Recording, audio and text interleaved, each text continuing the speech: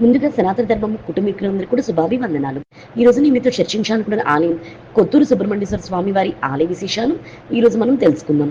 కర్నూలు జిల్లా కొత్తూరు గ్రామం మండల కేంద్రమైనటువంటి పాణ్యం నుంచి కేవలం 20 కిలోమీటర్ల దూరం, సమీప పట్టణమైనటువంటి నంద్యాల నుంచి 20 కిలోమీటర్ల దూరంలో కలదు. కొత్తూరులో శ్రీ వల్లి దేవసేన సమేత సుబ్రహ్మణ్యేశ్వర స్వామివారి ఆలయం ఎన్నో విశేషాల సమాహారంగా బాసిల్లుతూ ఉంది. కోరిన కోరికలు తీర్చి ఈ స్వామి దర్శనం సర్వ శుభదాయకంగా భక్తులు భావిస్తారు. ఇక్కడ సర్పరూపంలో 500 సంవత్సరాల క్రితం సుబ్రహ్మణ్యుడు సుబ్బారాయునుగా సాక్షాత్కరిస్తారు.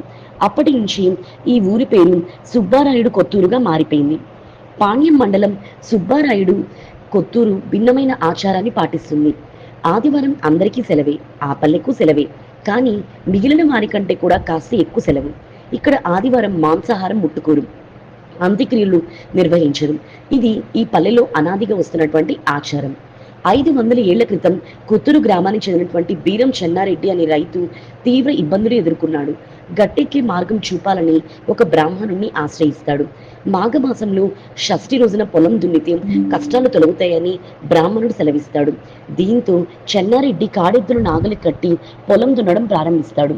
ఆ సమయంలో నాగలికి ఉన్నట్టుండి భూమిలో ఏదో అడ్డు తగులుతుంది. ఆ క్షణంలోనే ఆకాశంలో 12 తలల నాగుపాము రూపం ప్రత్యక్షమవుతుంది. ఆ తేజస్సుకు రైతు కంటి చూపు కోల్పోతాడు. కాసేపటికి చుట్టుపక్కల రైతులు వచ్చి నాగలిని వెనక్కు లాగి చూస్తారు.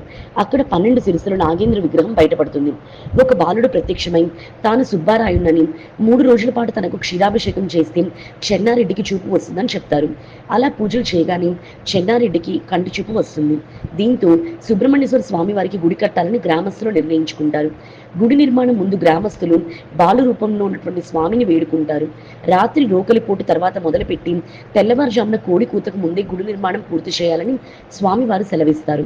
లేదంటే 7 బలి అవుతారని హెచ్చరిస్తాడు. స్వామివారి స్వయంభూ విగ్రహాన్ని నేలపైనే పెట్టి గుడి నిర్మాణం ప్రారంభిస్తారు. కోడి కూతలుగా ప్రహరీ మాత్రమే పూర్తవుతుంది. పైకప్పు లేని ఆలయం సిద్ధమవుతుంది. అప్పటిదాకా ఆ గ్రామం పేరు కొత్తూరు కాగా స్వామి వెలిసిన తర్వాత సుబ్బారాయుడు కొత్తూరుగా మారింది. ఇది ఇక్కడ స్థల పురాణం. ఈ ఆలయంలో ప్రతినిత్యం స్వామివారికి నిత్య పూజలు అత్యంత శాస్త్రోక్తంగా జరగబడతాయి. మంగళవారం, ఆదివారం, ప్రతి మాసంలో వచ్చే 2 షష్ఠి తిథుల్లో స్వామివారికి అభిషేకం, విశేషమైనటువంటి పూజలు జరుగుతాయి.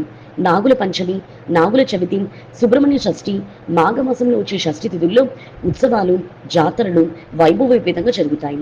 ఈ ఆలయంలో స్వామివారిని దర్శిస్తే నాగసర్ప దోషాలు, కుజ దోషాలు తొలగిపోతాయని విశ్వాసం. అలాగే సంతానం లేని వారికి సంతాన భాగ్యం కలుగుతుంది. ఇన్ని విశేషాలైనటువంటి ఈ ఆలయాన్ని తప్పకుండా అందరూ సందర్శించాల్సిందిగా మనవి.